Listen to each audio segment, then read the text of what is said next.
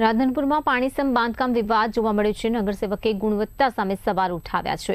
Cement રેતી પ્રમાણમાં ગેરરીતિના આક્ષેપો ઉઠી રહ્યા છે। કપચીમાં માટી ભેળસેળ હોવાનો પણ દાવો છે, તો લોખંડના સળિયામાં કાટ હોવાનો પણ દાવો વ્યક્ત કરવામાં આવ્યો છે। સ્વતંત્ર તકનીકી તપાસની માંગ ઉઠી છે। અધિકારીઓ કોન્ટ્રાક્ટર સામે કાર્યવાહીની માંગ છે। પાલિકાને લેખિત રજૂઆત કરાઈ હોવાનું પણ જણાવવામાં આવ્યું છે।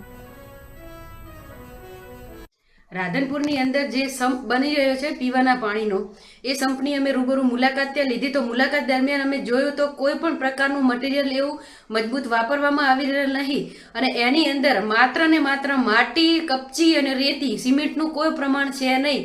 તેની અંદર જે લોખંડના સળિયા મૂકવામાં આવ્યા છે એ પણ લોખંડના સળિયાને કાટ વળી ગયેલો છે, અને ત્યાં અમે જોયું તો બિલકુલ કોઈ પણ જાતનું મજબૂતાઈ ભર્યું કામ કરવામાં આવ્યું નથી। અને જે અંદર સિમેન્ટ પૂરવામાં આવે છે જે ભેળસેળ યુક્ત ગુણવત્તા વગરનો, એની અંદર પણ કોઈ એવું સ્ટાન્ડર્ડતા નથી કે જે મજબૂતાઈ રહી શકે। જ્યાં જુઓ ત્યાં નાના મોટા પોપડા ઉખડી રહ્યા છે, અને એની અંદર જે વોટરપ્રૂફ લિક્વિડ વાપરવાનું હોય એનો પણ ઉપયોગ કરવામાં આવ્યો નથી। અને સમગ્ર આખો તમામ પ્રકારની દરેક જગ્યાએ અમે જઈને જોયું તો ત્યાં જાણવા મળેલું છે કે આની અંદર મોટા પાયે ભ્રષ્ટાચાર થઈ રહેલો છે। અને આ ભ્રષ્ટાચારની અંદર અમે ત્યાં રૂબરૂ કોન્ટ્રાક્ટરને પૂછતા તેઓએ જણાવેલું કે બેન, વરસાદના હિસાબે આવું દેખાય છે, બાકી અમે સારું જ કામ કરી રહ્યા છીએ, પણ હકીકતમાં કોઈ પ્રકારનું સારું કામ નથી।